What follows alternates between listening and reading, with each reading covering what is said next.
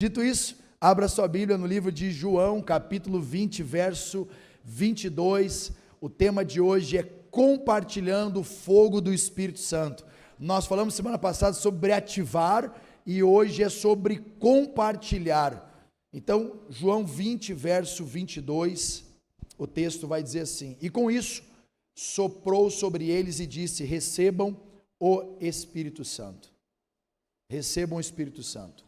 Mas há um texto no livro de Atos, capítulo 1, verso 8, que eu gostaria que você lesse também. Atos 1, verso 8, vai dizer assim: mas receberão poder quando descer sobre vocês o Espírito Santo, e serão minhas testemunhas em Jerusalém, Judeia, Samaria e até os confins da terra. Só até aqui. Queridos, o texto de Atos 1, 8 é uma expressão, talvez a máxima expressão do que o cristianismo pode viver no que diz respeito ao avanço do evangelho. Tem uma palavra muito interessante dentro desse versículo, que é a palavra testemunho. Serão minhas testemunhas.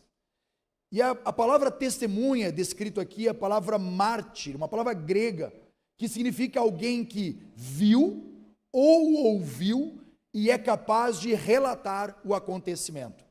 Mártir é uma palavra que, dentro da jurisdição romana e grega, ela tinha um cunho jurídico. Era alguém capaz, juridicamente, de atestar o que estava ouvindo e vendo. Você vai entender por que Atos 4:20, quando os apóstolos são pressionados a deixar de falar no nome de Jesus, eles falam: nós não podemos deixar de falar do que nós temos visto e ouvido. Eles estavam dizendo: nós somos testemunhas disso. Só que Jesus está dizendo que o Espírito Santo vem sobre homens e mulheres com esse propósito, que nós sejamos capazes de testemunhar. Porém, essa palavra mártir, depois escrita por martúrio, que significa testemunho, foi um pouco modificada. Começou-se então um período na igreja primitiva, onde todo aquele que era testemunha, ele não podia apenas falar de boatos. Não posso dizer o que eu acho que é. Eu tenho que falar de uma experiência que eu tive. Ou pessoal, ou eu vi acontecendo. Ou eu ouvi acontecendo. Eu não posso contar o que o João contou para o Pedro, que contou para Maria. Mártir, ele é alguém que teve uma própria experiência com o Senhor, ao ponto de, por meio da sua experiência, compartilhar o que viu. Só que na igreja primitiva, ao compartilhar sobre as experiências de Jesus, os apóstolos começaram a fazer o quê? Serem presos, perseguidos, torturados e mortos. E então, a palavra mártir passa a ser não só alguém que fala a respeito de Jesus, mas alguém que morre por Jesus. Você já viu algum mártir na história? Para quem vai para Nonoai aqui, passa lá, tem 2 freis dizendo assim: mártires de Nonoai. Alguém já viu essa placa? O que são os mártires depois do 1º século? São pessoas que morrem por uma causa. E então você vai entender, porque todos os primeiros discípulos de Jesus, exceto João, morreram. Uns decapitados, outros crucificados de cabeça para baixo, outros cerrados ao meio, outros esfolados vivos, outros espancados por bárbaros, mas todos eles tinham o que o apóstolo Paulo também disse: para mim o viver é Cristo e o morrer é, porque para eles ser uma testemunha de Jesus não era só alguém que fala do nome de Jesus, mas alguém que morre por amor a uma causa. Agora olhem que incrível, porque dentro desse texto, Atos 1:8, não apenas tem a palavra testemunho, mas também tem a palavra poder. Testemunho, mas também tem a palavra poder. E é sobre isso que talvez seja importante a gente pensar. Porque aqui, Jesus está usando a expressão dunamis. Repete comigo: dunamis. Dunamis significa poder. Da palavra dunamis surge a palavra dinamite. Ou seja, somente o Espírito Santo pode se transformar em uma dinamite para explodir um coração empedrado pelo pecado. O que ele está dizendo é que alguém com poder do Espírito Santo é capaz de liberar uma palavra e o coração mais endurecido é explodido por uma dinamite chamada Espírito Santo. Esse é o poder, esse é o dunamis. Ou seja, Uma pessoa, uma mulher e um homem cheio do Espírito Santo, eles não são alguém enfraquecido, pelo contrário, são alguém que tem um poder, uma capacidade de testemunhar o sobrenatural. A segunda coisa que aparece é que o testemunho é baseado na experiência própria, ou seja, Cristo realiza algo na sua vida e por isso você pode falar em nome dele. Tem alguém que Jesus já fez algo na sua vida? Deixa eu ver, levante a mão, vamos lá, bem alto. Agora olhe em volta. Será que nós temos hoje poder e autoridade para ser uma testemunha de Jesus, sim ou não?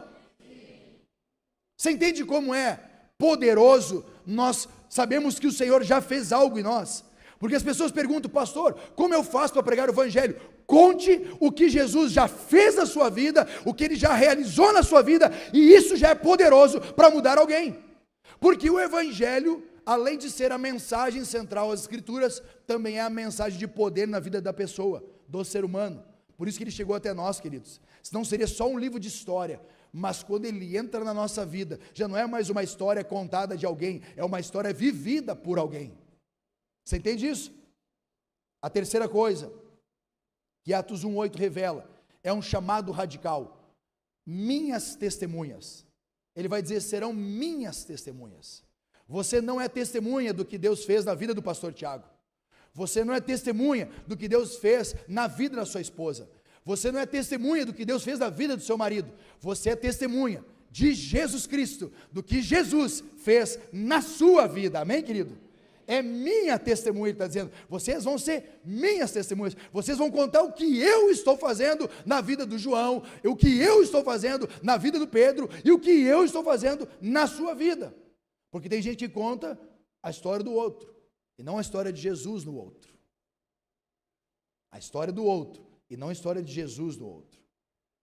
E a quarta coisa que Atos 1:8 revela para nós é que o poder para testemunhar é uma expansão universal da mensagem do evangelho. Ele vai dizer, vocês irão em Jerusalém, Judeia, Samaria e até Chapecó. Ou vocês irão de Chapecó, Xaxim, Joaçaba e até os confins da terra. Ou vocês irão da sua casa, no seu bairro, na sua cidade e até os confins do oeste. Ou vocês irão do oeste para o estado, para a nação e até as nações. Mas a chamada do evangelho e o poder do Espírito Santo é para ir e não para ficar. Você não veio à igreja como ponto final. Ela não é o fim da linha, ela é o começo da linha. A igreja, ela abre a porta, você abastece o seu avião e você vai voar para anunciar a mensagem do evangelho, amém? Você recebe, você celebra e você compartilha. Repita comigo, recebe, celebra, compartilha. É isso que a mensagem do evangelho faz. Eu recebo a palavra do Senhor, eu celebro o que Deus fez comigo e eu compartilho o que Ele está fazendo. Foi isso que a irmã fez aqui. Ela disse, eu recebi uma palavra, eu celebrei essa palavra e eu quero compartilhar essa palavra. Você percebe que não é difícil pregar o evangelho? A gente pensa que tem que ser teólogo para pregar o evangelho. Tem que saber todos os versículos de cor. Tem um autor que vai dizer que talvez a única Bíblia que alguém vai ler é a sua vida. O apóstolo Paulo vai dizer, nós somos cartas vivas de Deus. Olha para essa carta viva aí. No final da noite, nós vamos ler uma carta viva. Mas agora do seu lado tem uma carta viva aí. Alguém está perto de você agora com um testemunho, sim ou não? Se não tem, no final dessa noite vai ter, amém? No final dessa noite vai dizer, cara, Deus falou comigo. Um dia o meu comandante, quando eu fui pedir a baixa da polícia militar, ele falou assim, que negócio é esse que Deus falou contigo? Eu disse, Deus falou. Não, mas como é que Deus fala? Eu disse, olha, igual você. Como é que você fala? Eu falo assim. Eu falei, pois ele fala assim.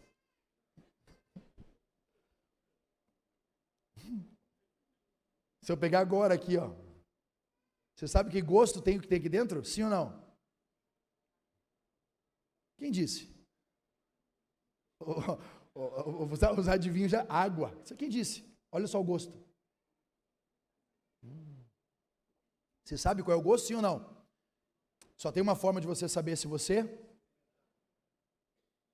Como saber se Deus fala com você se você não experimenta ouvi-lo?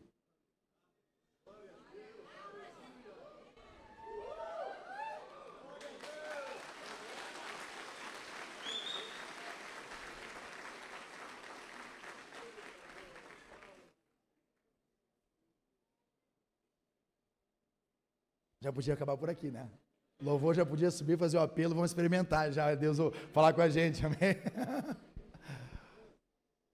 Dito isso, queridos, eu coloquei aqui 4 pontos para nós ativar o Espírito na nossa vida ao ponto de compartilhar com outras pessoas. E o primeiro ponto para essa noite é: seja constante no secreto. Repita comigo: seja constante no secreto. Aqui atrás você vai ver o ponto, a referência, e do outro lado uma citação que eu acho que é importante você anotar. O secreto ativa e o desfecho sempre será um impacto público. O texto vai dizer em Atos, capítulo 1, todos eles se reuniam sempre em oração. Sabe o que significa isso, querido? Não basta você orar uma vez na vida, não basta você orar 2 vezes na vida, você tem que ser constante em oração, todos os dias. Todos os dias. Eu gosto de dizer assim: você precisa ser o crente chato com Deus. Todos os dias lembra Deus. Senhor, lembra da minha causa. Lembra da minha causa. Lembra da minha causa. Senhor, lembra da minha causa. Um dia Jesus contou uma parábola que uma viúva, chamada viúva inoportuna, ela toda vez que via o juiz, ela dizia: seu juiz, lembra da minha causa. Seu juiz, lembra da minha causa. Ô juiz, lembra da minha causa. Parece o que nós ouvimos hoje. Anistia, anistia, anistia, anistia. Lembra da minha causa, lembra da minha causa, lembra da minha causa. Chega um ponto que o juiz fala assim: peraí, quem que é essa viúva que não para de me importunar? Alguém diz para o juiz: olha, ela tem uma causa, ela está desassistida. Então, julga a causa dela, entregue o que ela precisa. Mateus capítulo 7, Jesus vai dizer: pedi, pedi e receberei. A ênfase está na constância e não na chatice. Na constância. Quem aqui tem filhos pequenos? Quem tem filhos que já pediram mais de uma vez a mesma coisa para comprar? Todo mundo? Por quê? Quem tem filhos que já pediram mais de uma vez a mesma coisa, tantas vezes até que você deu o que ele pediu? Por que você deu? Para parar de pedir.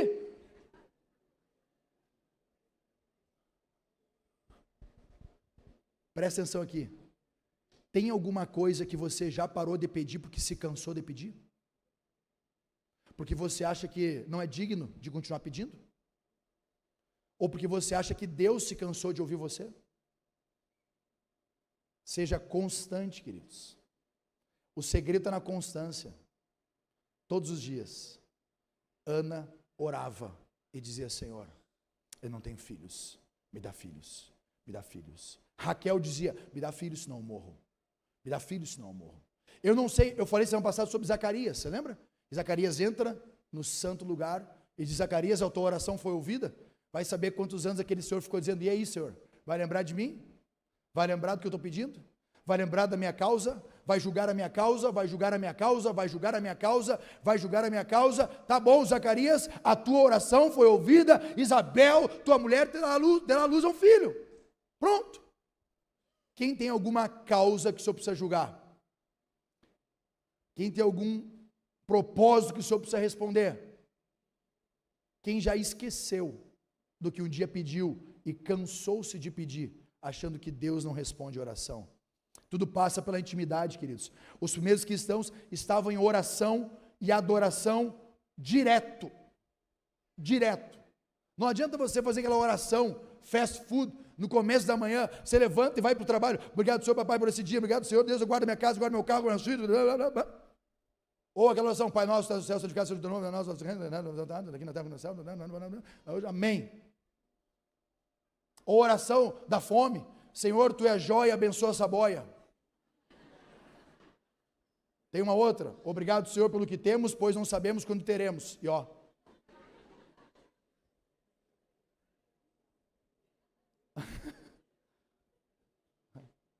Tem gente que, não, mas Deus, ele ouve a oraçãozinha, mas Deus também gosta de intimidade, queridos. Eu acho que a maioria das orações suas respondidas são orações da intimidade e não orações do fast food. São as orações que você gastou tempo com ele, dizendo: Senhor, deixa eu te colocar aqui uma situação bem interessante. O meu filho, a minha filha, o meu casamento, o meu negócio, o meu trabalho estão passando por isso, por isso, por isso. E com isso vai acontecer isso e esse outro. Ah, Senhor, julga a tua causa, julga a causa do teu servo, faz alguma coisa, Senhor. E de repente, dos céus, as palavras do Senhor se cumprem. Atos 2 vai dizer que de repente, queridos, ouviu-se um barulho no céu. Sabe quantos dias levou de repente? 10 dias orando. O Espírito Santo poderia ter vindo na primeira oração: Senhor, cumpre a tua palavra. Puf! Poderia sim ou não? Mas por que levou 10 dias? Porque começou com 500 irmãos, mas acabou com 120. Porque a constância separa quem realmente quer de quem não quer. Eu vou repetir. A constância separa os que querem dos que realmente querem e dos que não querem. Os que querem são constantes. Está aqui, está aqui, está aqui, Senhor. O secreto ele ativa e o desfecho sempre será o impacto público. Olha o que John G. Lake vai dizer. Quando um cristão tenta viver pela razão, ele está saindo do país de Deus para a terra do inimigo. Nós pertencemos ao reino miraculoso e do sobrenatural. Está na hora de você voltar para a terra do milagre, amém? Está na hora de você voltar para a terra que Deus cuida. A terra de Canaã é a terra do Senhor, amém, querido? Está na hora de você voltar para o lugar onde Deus faz as coisas em você, através de você. Parar de acreditar que é na força do seu braço. Segundo ponto, para ativar o fogo do Espírito Santo em outros, supere a religiosidade. Diga para quem está do seu lado: menos religiosidade.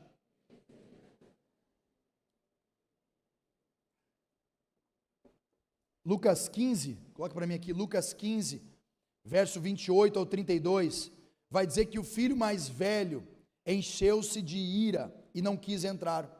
Então seu pai saiu e insistiu com ele, mas ele respondeu ao seu pai: olha, todos esses anos tenho trabalhado como escravo ao teu serviço, mas nunca desobedeci as tuas ordens. Nunca me destes um cabrito para eu festejar com os meus amigos. Mas quando esse teu filho volta para casa, que esbanjou todos os teus bens com as prostitutas, mata um novilho gordo para ele, disse o pai: meu filho, você sempre está comigo, tudo que é meu é teu. Mas nós tínhamos que comemorar e alegrar-se, porque esse seu irmão estava morto e voltou à vida, estava perdido e foi achado. A religiosidade, querido, ela esfria a fé.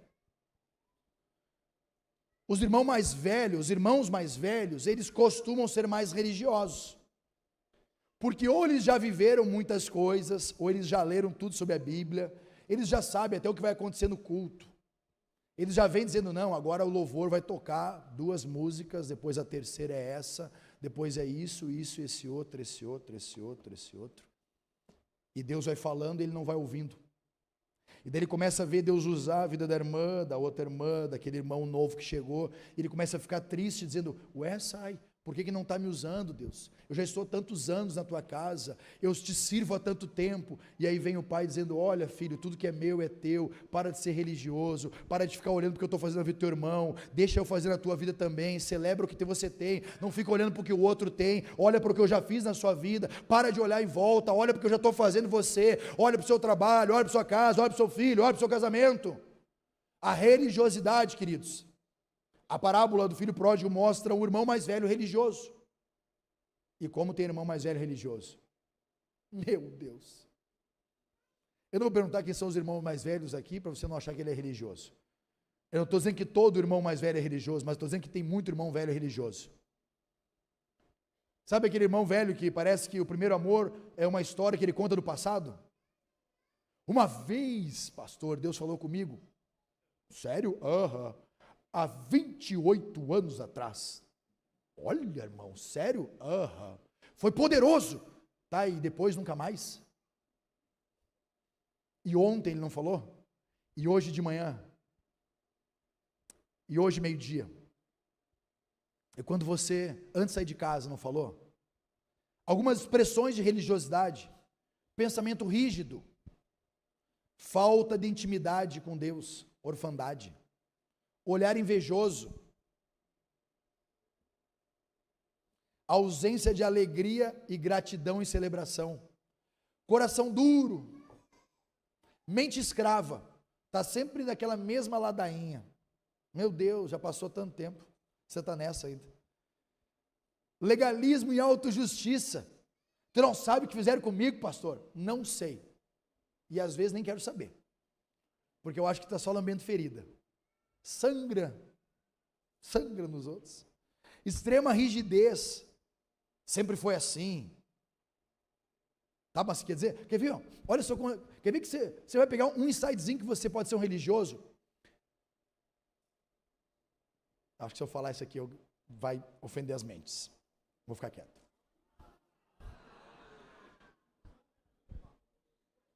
Orgulho espiritual, hipocrisia e vida com máscara, esfriamento espiritual. Estão pensando o que é, né? Por que razoais em vossos corações? Esgotamento espiritual. Já se viu alguém cheio de Espírito Santo, fervoroso, ficar esgotado espiritualmente? É só alguém que ficou religioso, porque faz as coisas por obrigação. Quando você faz as coisas por amor, você fica esgotado? Não. Já viu dois casalzinhos apaixonados? Como é que eles ficam? Rapaz, ele pode trabalhar a madrugada inteira na Aurora cortando frango e sai de manhã e vai atravessar a cidade a pé para ver a gatinha dele, sim ou não? Não tem esgotamento. Meu Deus, é que eu tenho que passar lá porque eu conheço um amigo meu que mora naquela rua. Uma filha do outro lado da cidade. Mas é que tu não sabe o que eu tenho naquele lado lá. Falta de carinho para com as pessoas e incompreensão da graça de Deus. Algumas consequências que a religiosidade traz: cansaço, exaustão, perfeccionismo e culpa crônica. Tem que ser tudo perfeitinho. Religioso, não aceita padrões diferentes, religioso. Eu brinquei de manhã aqui, brinquei com o nosso templo pichado, o Marlon. Falei: Marlon do céu, você veio de novo, rapaz do céu, esse templo tudo pichado aí. Mas tem gente que não aceita. Não aceita porque não está no padrão dele, porque não veste a mesma roupa, porque não fala do mesmo jeito. Isso é religiosidade, querido. Deus pode usar qualquer um, usou até uma mula, pode usar você?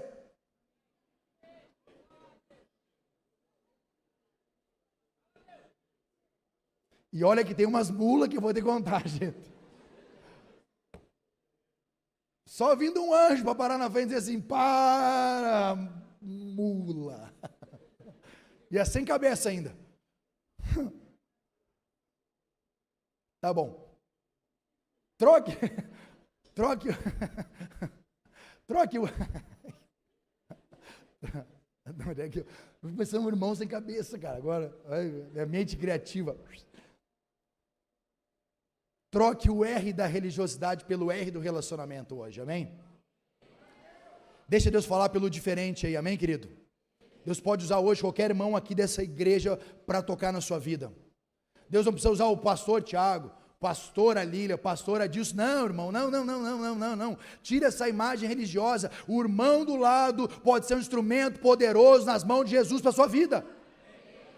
Tira essa imagem religiosa de que, meu Deus, só vai operar se o cara estiver lá em cima do púlpito com o microfone na mão. Não. Muitas vezes Deus usa o irmão que está lá no estacionamento para tratar o teu coração, na porta para tratar a sua alma, limpando o banheiro para você, e lá agora usar o banheiro para falar com você, para tratar o seu coração. Não é assim? Por que só o homem do microfone na mão? No final desse culto, os irmãos da intercessão vão estar aqui para orar por você. Quem sabe você pode orar por alguém no final desse culto, amém, querido? Quem sabe Deus já mandou você deixar uma palavra para a vida de alguém, e você está resistindo. Mas eu não sei quem que é. Eu também não sei, vai lá e fala. Hoje, meio-dia, eu falando com o Mateus disse: pastor, não que a mensagem não seja boa, mas como Deus usa quando a gente ora pelas pessoas aqui embaixo. Eu falei: é claro, você fica um canal de Deus, querido. Parece que você bota a mão na pessoa e Deus fala assim: fala isso para ela. E se você tem ousadia, Deus usa mesmo. Quem já foi usado por Deus aí?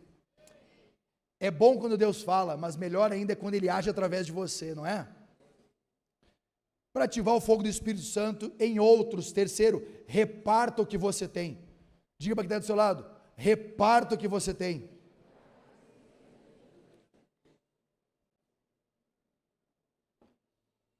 Atos 19, do 1 ao 7, vai dizer que, enquanto Apolo estava em Corinto, Paulo, atravessando para as regiões altas, chegou a Éfeso. E quando ele chega em Éfeso, o texto vai dizer que ele pergunta: olha, vocês receberam que batismo? E eles disseram: batismo de João, batismo de arrependimento. Então a pergunta do apóstolo Paulo, em Atos 19, é: vocês já ouviram sobre o batismo com o Espírito Santo? E eles disseram: nunca, nem ao menos ouvimos sobre o batismo com o Espírito Santo. Então o texto vai dizer: ouvindo isso, eles foram batizados pelo Espírito Santo. E Paulo impôs as mãos sobre eles, e veio sobre eles o Espírito, e começaram a falar em outras línguas e profetizar. Deixa eu perguntar aqui, quem já foi batizado nas águas? Quem já foi batizado no Espírito Santo? Reduziu o número de mãos. Você percebe isso? É preciso um batismo com o Espírito Santo, querido. E hoje pode ser o dia de você ser batizado. Hoje pode ser o dia, queridos.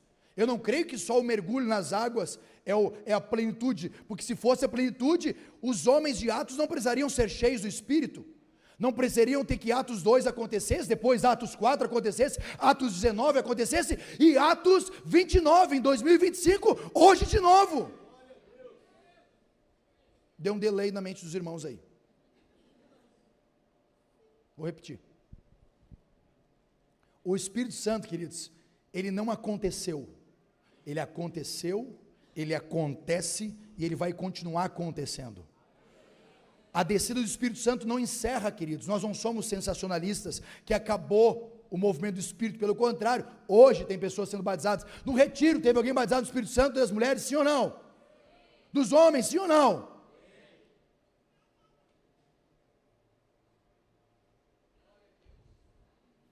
Que batismo vocês receberam, queridos? Só o das águas, está na hora de receber o batismo do Espírito também.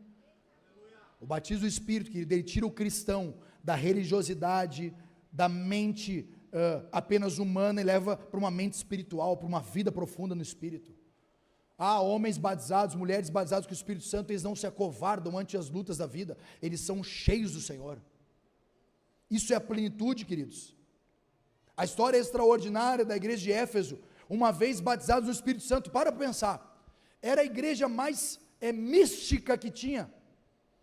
Eles eram esotéricos, ao ponto do apóstolo Paulo dizer que eles fizeram montanhas de livros para queimar, esoterismo. Agora tu imagina esses homens esotéricos, só com o batismo de João e sem o batismo do Espírito Santo, como é que seriam? Eles iam misturar todos, o esoterismo do passado, com as experiências do presente. Mas quando o Espírito Santo vem, o que é passado fica, e uma nova realidade começa na vida deles a partir de agora. É isso que o Senhor faz. Tem muitos homens e mulheres aqui dentro, que vieram de vertentes religiosas, afrodescendentes, e então, sem o batismo com o Espírito Santo, eles estão sempre em busca de algo novo, de uma experiência nova, até serem tocados pelo Espírito Santo, e aí vão dizer: meu Deus, pastor, que presença, que presença. Percebe que Éfeso era uma igreja que tinha um arrependimento, mas não tinha o Espírito. E é possível você vir à igreja, ter arrependimento, ter batismo nas águas, ter a leitura da Bíblia, mas não ser cheio do Espírito. É possível. Por isso você precisa buscar ser cheio do Espírito. Precisa buscar, desejar, ansiar. Nós cantamos: eu ainda tenho fome, eu ainda tenho sede. Já viu alguém com fome e com sede ficar de boa? Ele vai dizer: não, eu tenho fome, eu tenho fome, eu tenho sede, eu quero mais, eu quero mais, eu quero mais. É insaciável. Pega um bebê que não mamou o suficiente, enlouquece a mãe. Meu Deus, eu já dei um lado, dei do outro, dei do lado, dei do outro, dei do lado, e aqueles não param. Pai, traz o NAN, já dei NAN, 1 litro, 2 litros. Pedro vai dizer: desejai ardentemente o genuíno leite espiritual, para que por ele vá descrescendo para a sua salvação. Ou seja, o leite espiritual, o que é, querido? Não é só a palavra, mas é a vida no Espírito. Deseja a vida no Espírito, que a sua influência seja espiritual, que ela incendeie pessoas por onde você for, que a sua faixa etária seja alcançada pelo que Deus vai fazer em você. E o quarto e último ponto, querido, para ativar o fogo do Espírito em outros, transforme realidades. Transforme realidades, queridos. Atos 19, 7 ao 9 vai dizer: eram ao todo uns 12 homens. Paulo entrou na sinagoga e ali falou com liberdade durante 3 meses, argumentando convincentemente acerca do reino de Deus. Mas alguns deles se endureceram e se recusaram a crer. Alguns deles. Não é assim? Às vezes você prega, alguns endurecem o coração e se recusam a crer. A Mel disse, alguns viram Tomé: não, eu só creio se fizer comigo. Cuidado. Sabe qual foi a frase de Jesus para Tomé? Não seja incrédulo, seja crente. Sabia? Quando fala assim aos crentes, sabe por que fala aos crentes? Por causa dessa frase de Jesus. Não seja incrédulo, seja crente. Por quê? Porque o crente é aquele que crê sem ver. Esse é o crente. Ele está dizendo para Tomé: Tomé, não seja incrédulo, seja crente. Quem é o crente? Aquele que crê sem ver. Você é Tomé, o que só crê vendo. E isso é natural, e isso é normal, e isso é humano. Mas o crente é alguém que vive no sobrenatural. Ele crê sem ver, ele dá um passo na água, a água firma. Ele faz negócios, bota o chão. Ele é o crente, amém, querido? Não seja incrédulo, seja. De novo, não seja incrédulo, seja. Pastor Carlito Paz vai dizer: o avivamento não é quando o fogo cai, mas quando o fogo se alastra. Coloque para mim aqui: o avivamento não é quando o fogo cai, mas é quando o fogo se alastra, queridos. Isso é o avivamento. O avivamento não é apenas uma experiência aqui, ó. O avivamento é o que acontece aqui e a partir daqui. Eu creio. Eu sou um homem apaixonado por histórias de avivamentos. Eu viverei um avivamento na cidade que eu moro. Eu viverei um avivamento na igreja que eu pastoreio. Eu verei, queridos, uma rua, um bairro incendiado. Eu não estou satisfeito, eu quero mais vidas rendidas, mais casas transformadas, mais filhos convertidos, mais maridos convertidos, mais mulheres convertidas, mais casamentos restaurados. Eu quero um avivamento, eu quero fogo se espalhando, pessoas incendiadas, homens e mulheres mudados, transformados. Eu já ouvi histórias, eu já li histórias, eu já fui pisar em histórias, mas eu quero que a nossa igreja também viva essa história, querido. Eu tenho falado o ano todo, mas não só pregado. Nós temos vivido, nós temos visto portas abertas, queridos.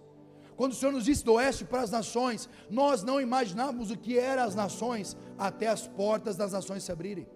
Nos próximos dias, daqui 2 semanas, nós estamos embarcando para a Europa, queridos. Passaremos lá uma temporada pregando, França, Portugal, Espanha, se Deus permitir, Inglaterra. Muito em breve nós vamos para alguns lugares, vocês não imaginam. Mas tudo começa na vida secreta de oração, na vida constante de oração. Não existe se apagar o primeiro amor. Para a igreja de Éfeso, lembra-te, pois, de onde caíste. Você não apaga o primeiro amor, você cai do primeiro amor. Você cai de um lugar que Deus já te colocou, você cai das regiões celestiais, você entra no lugar natural. Está na hora de voltar para as regiões celestiais, entrar em lugares, acessar regiões, guerrear no Espírito, orar pela sua casa, dizer: não, o meu lar não vai viver isso, minha filha não vai passar por isso aqui não. Eu não creio, eu creio que Deus tem promessa, eu quero viver as promessas do Senhor na minha casa. O fim do secreto é o compartilhar. É o fim, queridos, do secreto. A nossa vida secreta não faz sentido se só ficar dentro das 4 paredes. Meu Deus, você viu o quanto ele ora? Tá, mas ora para quê? Não, mano, ele ora para ir tocar nas pessoas, as pessoas serem curadas. Ele ora para colocar a mão nelas e elas receberem o Espírito Santo. Ele ora para ir no hospital e receber cura. Ele ora, querido, para colocar a mão nos homens e mulheres que se levantem. É por isso que ele ora. É por isso que ela ora. Que sentido faz uma igreja que tem turnos de oração, que tem grupos das casas, que tem estudo bíblico, mas não cura, mas não opera sinais, maravilhas? Tem sentido, querido. É uma escola religiosa. Nós somos homens e mulheres incendiados pela presença. Eu não conheço, querido, uma árvore que pegou fogo e não botou fogo nas outras em volta. Você conhece uma árvore pegando fogo que não incendeia tudo em volta? Só se ela estiver sozinha. Mas se ela está numa floresta, sai correndo, querido, que toda a floresta vai incendiar. Ou você queima junto, ou você vai se queimar. Ei, eu não sei vocês, mas eu tenho para mim, queridos, que nós estamos com pequenos focos acesos aqui dentro hoje. Ei, eu sei que tem pequenas labaredas que já estão orando. Ei, eu sei que tem pequenos, focos, fogo ali, fogo ali, fogo ali. Fique de pé um pouquinho comigo. Eu sei que tem alguns pequenos incendiários.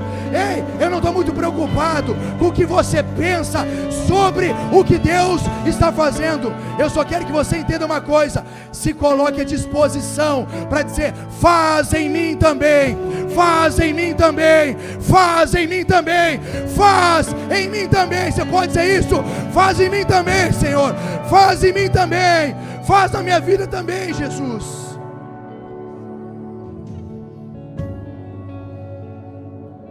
Sim, Jesus. Bill Johnson vai dizer que o mundo precisa de um encontro com Deus, queridos. O mundo precisa de um encontro com Deus. Seus amigos precisam de um encontro com Deus, e é você que vai ser o instrumento. Ei, não pense que Deus vai mandar o pastor. Ele só vai mandar o pastor se você se calar. Porque se ele mandar, eu vou, querido, não interessa onde.